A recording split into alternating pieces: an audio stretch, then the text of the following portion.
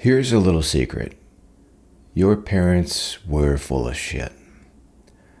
Now, I don't mean maliciously. They meant well, of course. But if they ever told you your disappointment because you're not rich and famous or solving climate change by age 30, they were working off a script that hasn't been updated since rotary phones. Now, those of you who don't know what rotary phones are, Google is your friend. So the truth is, you're not a disappointment. You're just stuck playing a game that's so rigged, even the house can't figure out the rules anymore. And meanwhile, you're up at 3 a.m., scrolling LinkedIn, staring at Brad from college, who's humble bragging about his new job in synergistic innovation optimization, or whatever the hell that is. And maybe you're thinking, did I miss a memo on how to be an adult? But the reality is probably more something like this. Brad's also lying awake, doom-scrolling WebMD, wondering if his back pain is cancer or just from the way he got up from that chair yesterday. So welcome to the modern human experience.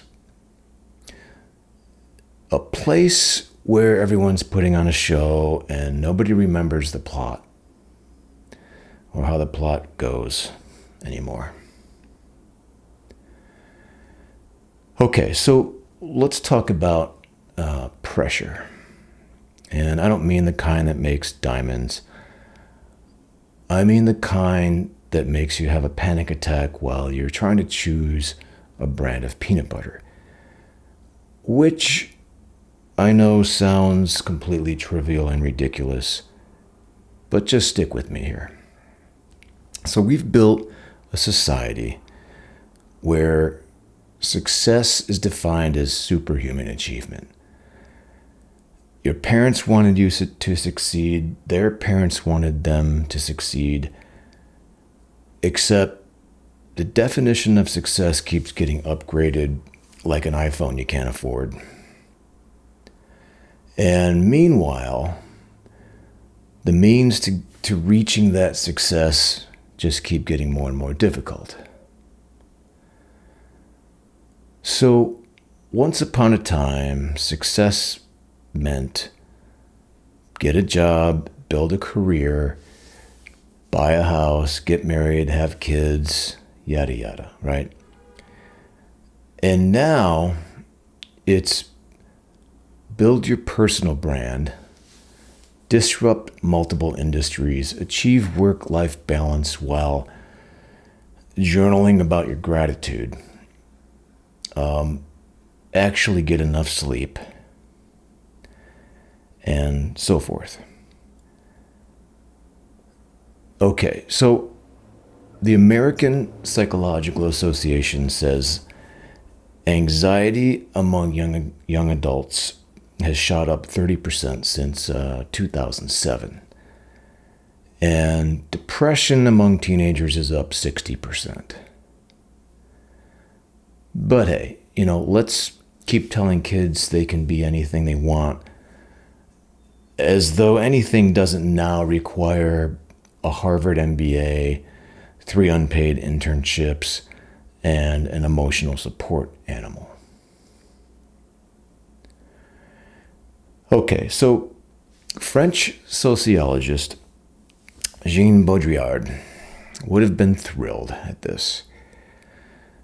We're living in his hyper-reality, a place where the illusion of success has become more important than the actual success. And we are actors performing for an audience that's also performing for us, and nobody knows what the original script was. It's basically a pyramid scheme, except instead of money, the currency is anxiety. Now, here's where it gets really good. While we're all trying to cosplay as successful adults online, the real economic data reads like a rejected Black Mirror episode for being too bleak.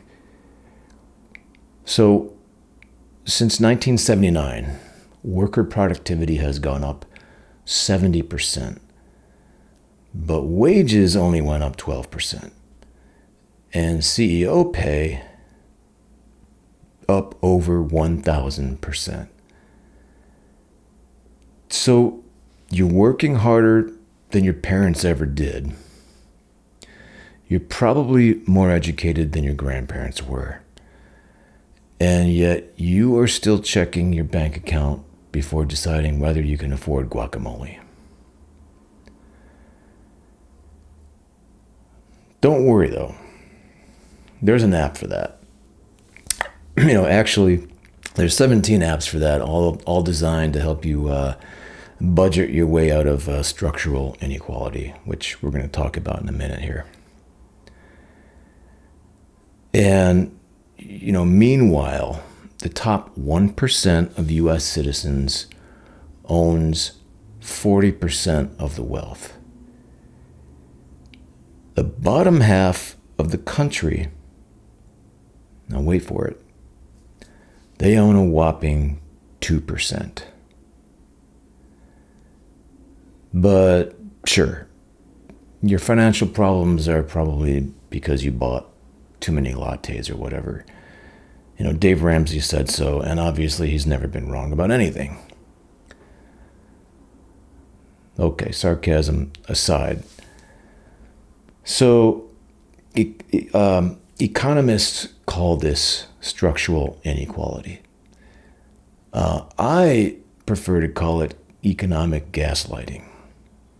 It's like telling someone they're drowning because they're bad at swimming while you're pouring cement into the pool. And, here's the real head trip. Deep down, we all know the game is rigged. But we keep playing anyway because the alternative is admitting the American dream has basically mutated into the American anxiety disorder. All right. So I've mentioned this guy before, the sociologist Zygmunt Bauman called this liquid modernity, meaning all the old structures we relied on have pretty much melted into uncertainty. Well, congrats, Zygmunt, you nailed it. Because we're all dog paddling through a pool of liquid anxiety, trying to build solid lives out of soggy pool noodles. Okay. Enter social media. Humanity's favorite group hallucination. So we've built these platforms where everyone's life looks like a pharmaceutical commercial. Slow motion shots of people running on beaches, laughing over salads, and then we wonder why we all feel like complete shit. Now, Facebook's own internal research found that Instagram increases rates of depression and anxiety, especially for teenage girls. Now, Facebook owns Instagram. And so their official response, basically something along the lines of, have you tried posting more inspirational quotes? And I'm only slightly exaggerating here. The real absurdity is that we're all curating these perfect online lives so meticulously that we've forgotten what our actual lives look like. Now, I don't know if that's a good thing or a bad thing, but it's what's happening. Your Instagram grid might have cinematic lighting worthy of a Marvel movie, but your real Tuesday probably involves crying in front of Excel and then eating Cheerios over the sink at midnight. All right, so the average person spends 2.5 hours a day on social media. That's 912 hours a year. I mean, that's practically a part-time job. Except instead of getting a paycheck, you get to feel like a failure because your beach photos didn't rack up enough likes. So this reminds me of the French thinker Guy Debord, who coined the term society of the spectacle way back in 1967. And he didn't even live long enough to see TikTok. So we are now living in a world where the representation of life has completely overshadowed life itself. Everyone's a brand now. Your grandma's on YouTube, and your cat definitely has a better Instagram engagement rate than most small businesses. We're performing our lives instead of actually living them. And the performance reviews are written by algorithms that don't understand human joy. But they have plenty of opinions about engagement metrics. And so we end up living two lives. There's the curated version, smiley brunches, inspirational career updates, humble brags about productivity hacks, travel bragging, etc. And then there's the real version. Ice cream for breakfast, chronic dread, endless FOMO, and, wondering if you're permanently behind in life. The curated version claims to have unlimited PTO and something like a 10-step skincare routine. But the real version is in debt and has a rash you keep hoping will just go away. Okay.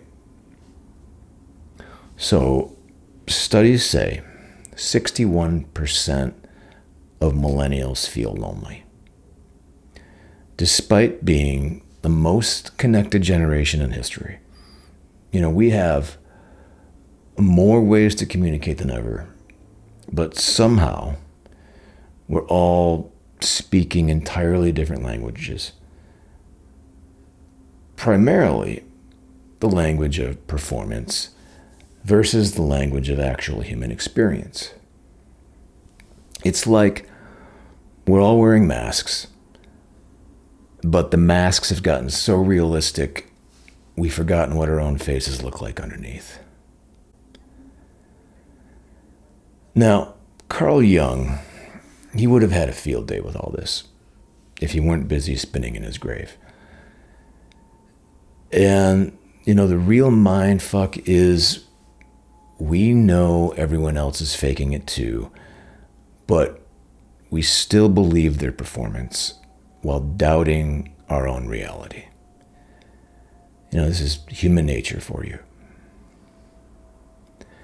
It's kind of like watching a magician pull a rabbit out of a hat, even though we all know there's no rabbit, just collective anxiety wearing bunny ears.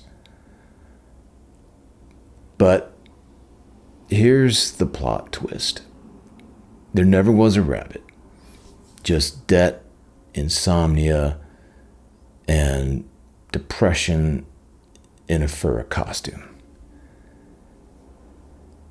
Now, here's the tragedy. We're still playing by the system's rules, even though the system is clearly glitching like a cheap bootleg of the Matrix. And we keep on measuring success through consumption as if the right combination of purchases will somehow fill the soul-shaped hole that modern life drilled into us.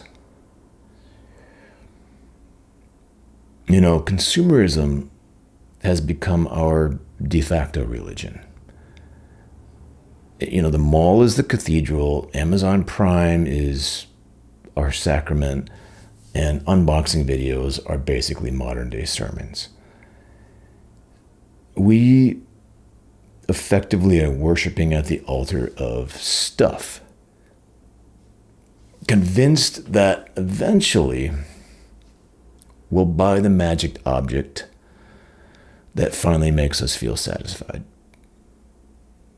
maybe even happy.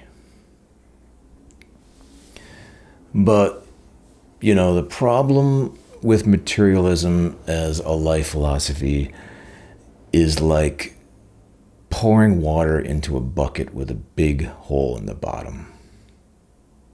Yeah.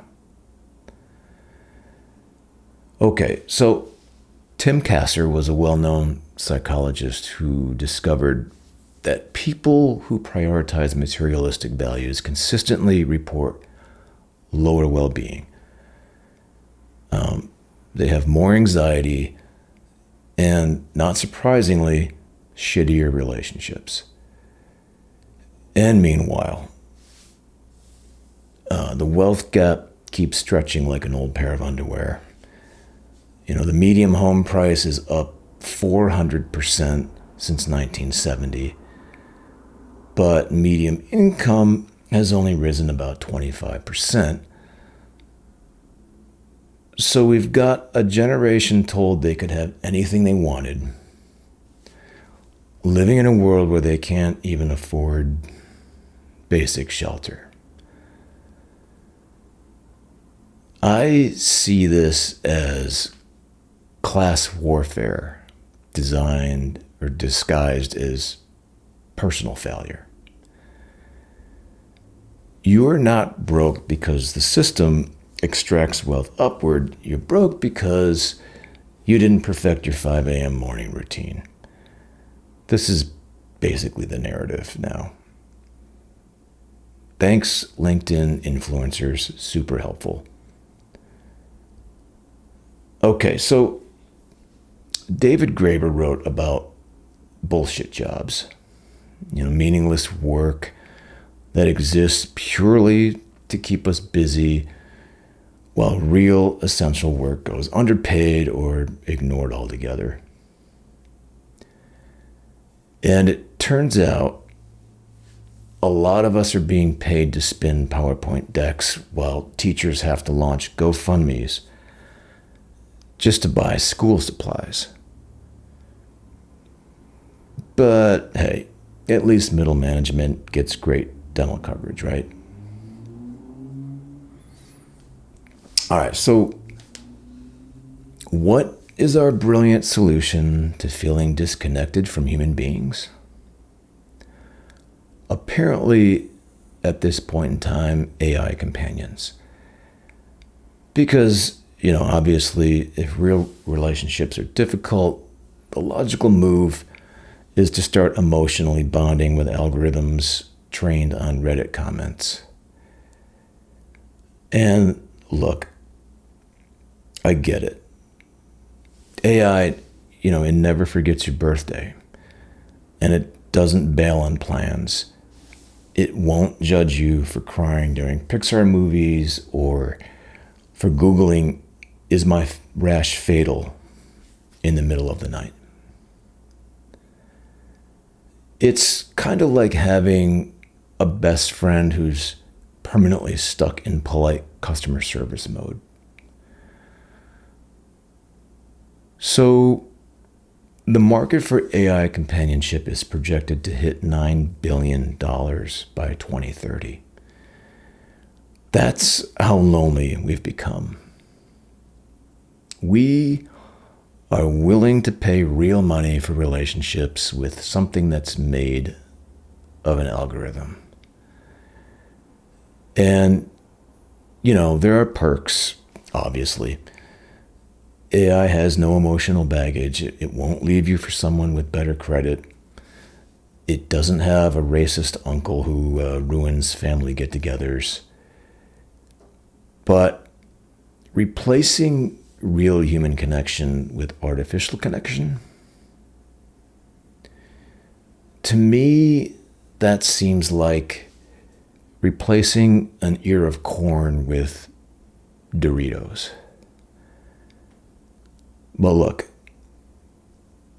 in an effort to view this particular topic with some deeper critical thinking, it's dawning on me that there are a lot of people out there who are already relying on AI companionship in various ways. And, whether we like it or not, our current reality has become so desperate and dysfunctional that people are turning to help from AI. And, I've seen many people supporting this narrative in the comments under one of my own videos. And look, I understand. I've never had the good fortune of having a good therapist. And I know that AI is providing some help in those areas for people. I understand it's debatable on how worthy that help is. Time will tell. Let's admit it. The current state of human relationships is a dumpster fire. And AI relationships, they feel safe and reliable. Though I'd still argue that they ultimately leave you feeling like you're eating a protein bar instead of a home-cooked meal. In any case, this is very much a brave new world with a lot of unknowns right now. But there's no going back. So this segues nicely to the fact that we are smack in the middle of what researchers are calling an epidemic of loneliness. And this is another topic I did a video on not too long ago. Now I've mentioned this before, but it bears repeating here. The U.S. Surgeon General, the same guy who warns us about cigarettes, recently declared loneliness a public health crisis. Apparently, chronic isolation is as bad for you as smoking half a pack of cigarettes a day. So the takeaway here is that even if you quit smoking, you might still die from loneliness. We're hyper-connected online and utterly alone in real life. We know what people ate for breakfast, but most of us have no idea who to call when we're having a meltdown in the middle of the night. And, we've got hundreds, maybe thousands of followers, but nobody to help us move a couch. So Robert Putnam wrote Bowling Alone back in 2000. And he was already documenting the collapse of social capital. Declining church attendance, fewer union memberships, families drifting apart, people working in isolation, and so forth. We've been atomizing for decades at this point. But now we've reached what I would call peak individualism. Everyone's, a mini corporation managing their personal brand while quietly losing their minds. So the typical person in the US has fewer than 2 close friends. That's not even enough people to help you move furniture, let alone process the insanity of modern existence. Our mental health stats read like horror fiction. Suicide rates are up 35% since 1999. Anxiety and depression have become so common, they're basically just background noise at this point. And we've normalized mental illness because mental health requires social and economic conditions that don't really exist anymore. It's as if we built a society perfectly engineered to make people miserable. And then we're shocked when people turn out miserable. I'd say it's the civic equivalent of building houses out of matches and wondering why everything keeps catching fire. Okay, so, well, what's the answer? Is there an answer? And that's debatable. But whatever the case, I hate to break it to you, it's not going to fit on a motivational poster. And it definitely can't be solved by downloading yet another app. I think the answer might be as old as humanity itself. Smaller, tighter, more sustainable communities. Not necessarily an end of days extremist prepper way. Although given the state of things, I wouldn't rule out a few canned beans and a water filter and maybe an occasional bunker full of supplies. Okay, so Elinor Ostrom won a Nobel Prize for showing how small groups can manage shared resources without actually screwing each other over. And it turns out when people know each other and have to look each other in the eye, they're less likely to act like sociopaths. I mean, go figure. Humans evolved in groups of about 150 people. That's Dunbar's number. We're simply not built to care deeply about thousands of strangers. We're built to care deeply about a handful of people we actually see on a regular basis. So maybe the real fix isn't choosing connection over consumption and, community over competition and actual relationships over social media networking. I think it means living somewhere long enough to know your neighbors' names.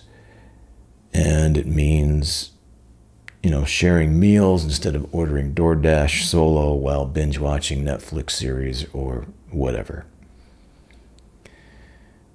And maybe the antidote to modern misery is actually, remembering how to be human. Which I understand is a very challenging situation in these times. Okay, enough philosophizing. Let's talk potential solutions. Because I'm not here to try to bum you out. I'm here to just reveal some reality. That's what I prefer to call this. I prefer that to being seen as a doomer. And I think, I understand why people call me a doomer, because, they watch the first 10 minutes of my videos and that's what it looks like. But anyway,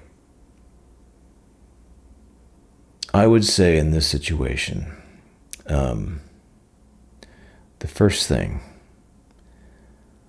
I would suggest, stop performing your life for strangers on the internet. Delete any app that consistently makes you feel like shit. Yes, including LinkedIn. And I deleted mine last year and haven't missed it at all.